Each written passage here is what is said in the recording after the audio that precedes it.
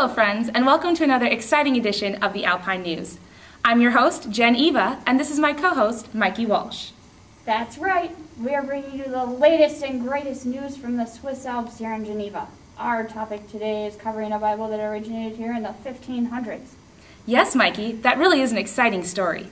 The Geneva Bible was written in this very place, Geneva, Switzerland, by scholars who were escaping persecution. They came over from England. And upon coming over from England, they also brought all the secrets in making chocolate and watches. That's right. And for our first segment, we're turning to an interview with the in-laws of one of the Geneva Bible's creators, William Whittingham. I'm Mr. Calvin.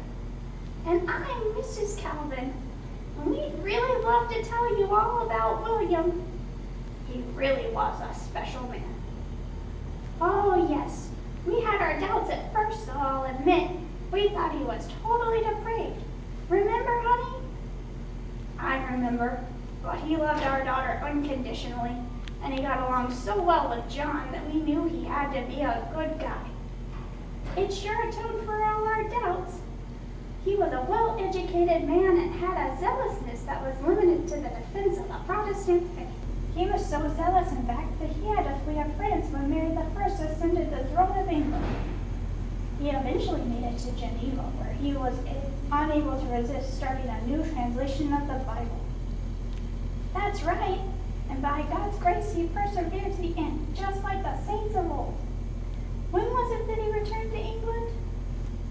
I think it was around 1560, and just a few years later he was made Dean of Durham, and that's where he worked until he died. Well, we're back, and wasn't that an awesome interview? Yeah, we're not really sure how people from the 1500s are still alive, but it was grand. It sure was. In our next segment, we're going to uncover the historical setting of the Geneva Bible. That's right, because who knows, maybe in 1500 Geneva was a thriving tourist attraction with palm trees. Let's find out. Thank you. I'm here in historical Geneva, where only several centuries ago, the Geneva Bible was created, perhaps in this very spot. Now, some may wonder why the Geneva Bible was composed in Geneva, while the writers themselves were from England. The answer to this question lies in the historical setting of this amazing work. It begins in England in the early 1540s. It was a time of Reformation in England until the year 1543, when Henry VIII came to power. He put restrictions on reading the Bible and even went as far as publicly burning Bibles. These restrictions continued through the year 1553. But shortly after that, in 58, religious freedom took a turn for the worse. Queen Mary, soon to be known as Bloody Mary, came to power, and she began burning Bibles. Bible translators were caught and burned at the stake for their work. Translators fled to safety, many to Geneva. It was recognized as a center for biblical textual scholarship, which made it a natural choice for the church leaders to come and study the Bible. This is where we find William Whittingham, the man who worked to translate the Geneva Bible. He was among those who fled persecution and continued their work. It was because of this man and the refuge of Geneva, Switzerland during a time of persecution in England that the Geneva Bible was made possible. Well, we're back, and wasn't that a great segment? Yeah, now we know that Geneva has stayed the exact same throughout the ages. The only thing that's changed is people and technology, but the weather is constant. Yes, Mikey Walsh, that's totally true. Maybe we should move on to our last segment. Oh yeah! Using our time machine, our senior correspondent, Dan Oakes, went to the field around 1500 to find out people's reaction to the Geneva Bible. Is that long enough? I think it'll work. I've been plotting the gyrations of the timetable, and I think we're running out of time. Gotta get prepared. The exact moment, if we're going at 26 middle of velocity units, we should be able to get zip to 1500.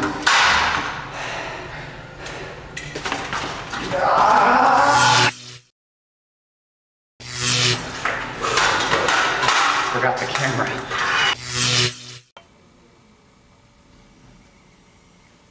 Here we are at the bookstore. I'm hoping to figure out which Bibles the people like the most out of a natural response. Let's see here. I wonder which of these Bibles is the best here. I don't know.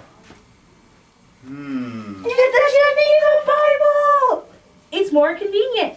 It's way better than the Great Bible. It's forceful and vigorous. And intros, indexes, Cross-references, summaries, woodcut illustrations. We Protestants love it. a bestseller in England. And Scotland. Man, I want to get one too. I would like a Geneva Bible. Here you go. Thank you so much. Thank you. I would like a Geneva Bible. Here you go. Thanks. Thank you. I would like a Geneva Bible. You and everyone else these days. Thank you. I would like a Geneva Bible too. There you go. It's a good thing the Geneva Bible is mechanically printed, mass-produced, and directly available. I was hoping to get a scholarly opinion of the Geneva Bible, so we come here to this church. It looks like I can't get in.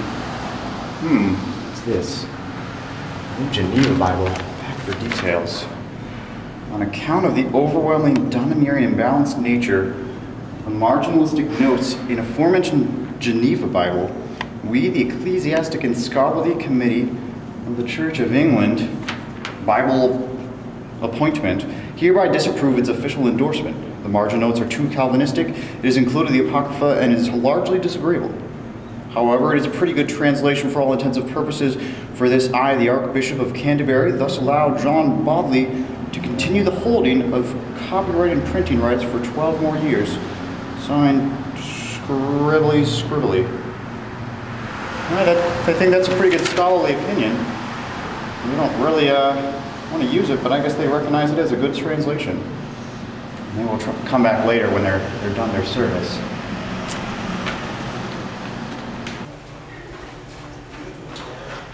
I think this is all right. Okay, there's the time machine. I've been hoping to get an interview with McAfee. He had a virus. He had said that the Geneva Bible drove the Great Bible off the shelf by sheer excellence.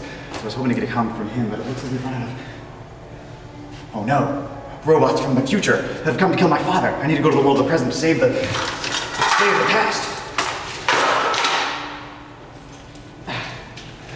Always gotta be prepared. Safety first.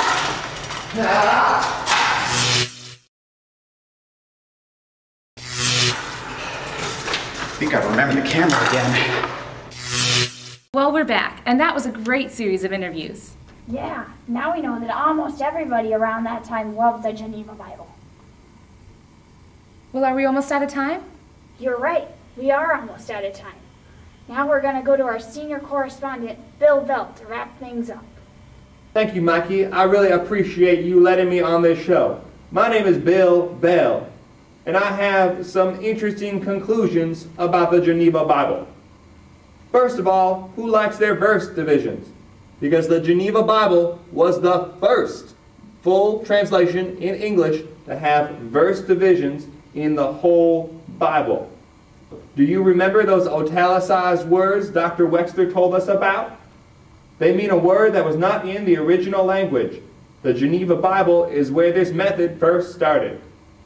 Finally, for those of you who really enjoy your King James Version from 1611, when that Bible was first printed, the preface had quotations from the Geneva Bible. Obviously, even those translators thought this Bible was legit. All of these instances are only a few ways the Geneva Bible had a prominent contribution to today's Bibles. It truly is a Bible that helped you and I have a Bible sitting in front of us today, and we should be ever grateful for it. Now, back to you, Mikey. Thank you so much. Well, that's all the time we have for today, but thanks again for tuning in. I'm your host, Jen Eva. And I'm Mikey Walsh. Join us again next time for another edition of the Alpine News. And remember, stay Swiss.